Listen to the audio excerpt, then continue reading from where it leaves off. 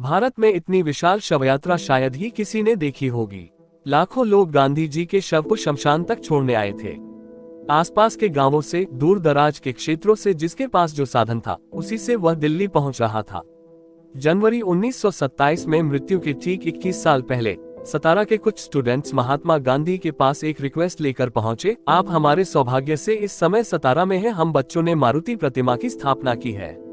उसके प्राण प्रतिष्ठा समारोह में आप हमारे बीच चलकर हमें आशीर्वाद देने की कृपा करें।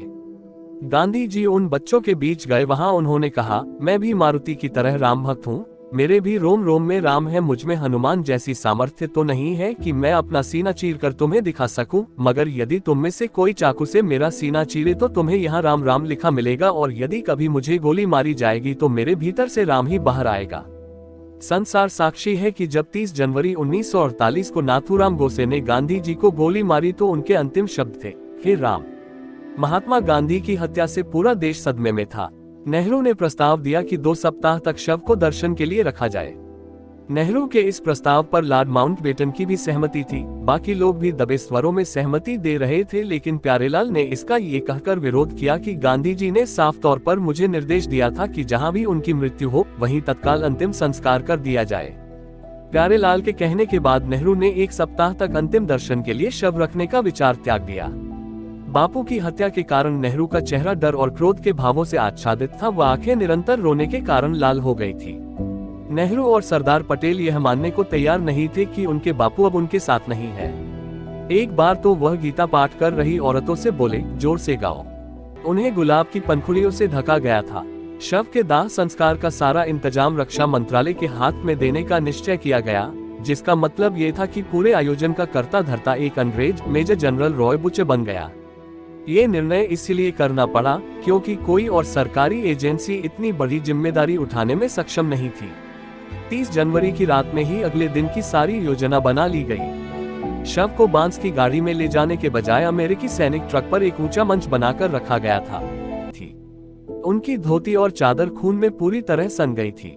छाती और पेट पर गोलियों के घाव नीले पड़ गए थे। जब चादर उन पर से हटाई जा रही थी, गोली का एक और शेल उसमें से गिरा।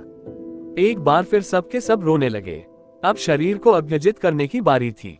उनके शव को नहलाकर, नई धोती पहनाकर उनके माथे पर सिंदूर का टीका लगाया गया। उनकी माला और हाथ से बुने कपास का हार उनके सिरहाने रख दिया गया व चंदन से उनके शरीर का लेपन किया गया। गांधी जी के सिर की तरफ गुलाब की पंखुड़ियों से हे राम व पैरों की तरफ ओम लिखा गया। अंतिम संस्कार के लिए गांधी जी के तीसरे पुत्र रामदास का इंतजार किया जा रहा था, जिन्हें नागपुर से आना था।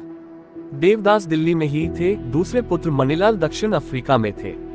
रामदास अपने पिता के प्रिय थे, इस कारण उन्हें ही अंतिम संस्कार का अधिकार दिया गया था। कुछ लोगों ने नेहरू को गांधी का अंतिम संस्कार करने के लिए कहा, लेकिन नेहरू ने साफ इनकार कर दिया।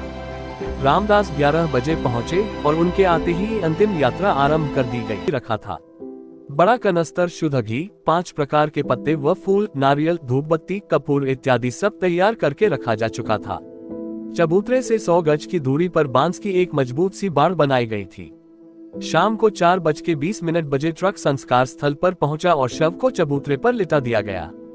उसे चंदन की लकड़ी से सजाया गया व पवित्र जल छिड़का गया। पुजारी लगातार मंत्र जाप कर रहे थे। लॉर्ड व लेडी माउंटबेटन तथा अन्य अफसर शांत मुद्रा में घास पर बैठे सब कुछ देख रहे थे। प्रति ऐसे किसी भी सम्मान के खिलाफ थे। ये निर्णय किया गया कि अस्थियों को इलाहाबाद की त्रिवेणी में प्रवाहित कर दिया जाए व भस्म को प्रत्येक प्रांत के गवर्नर को संभाल कर रखने हेतु दे दिया जाए व भस्म का कुछ अंश भारत की सभी पवित्र नदियों में प्रवाहित कर दिया जाए। 13 दिन पश्चात गांधी जी की अस्थियों को इकट्ठा किया गया व कांसे के कलश में रखा गया। फूलों से सुसज्जित रेलगाड़ी द्वारा उस अस्थि कलश को प्रयाग ले जाया गया, जहां गांधी की अस्थियों को त्रिवेणी संगम में विसर्जित कर दिया गया। देश और दुनिया को अपने चुंबकीय व्यक्तित्व से प्रभावित करने वाले महात्मा गांधी अपने ही देश में एक हिंसक हत्यारे के हाथों मारे गए। स्वतंत्रता के लिए जीवन भर संघर्ष करने वाले गांधी स्वतंत्र भारत में सिर्फ 169 दिन ही जिंदा रहे। दोस्तों, वीडियो पसंद आई हो तो कमेंट में जय हिंद जय भारत लिखें और इस वीडियो को जितना ज्यादा हो सके शेयर करें। धन्यवाद।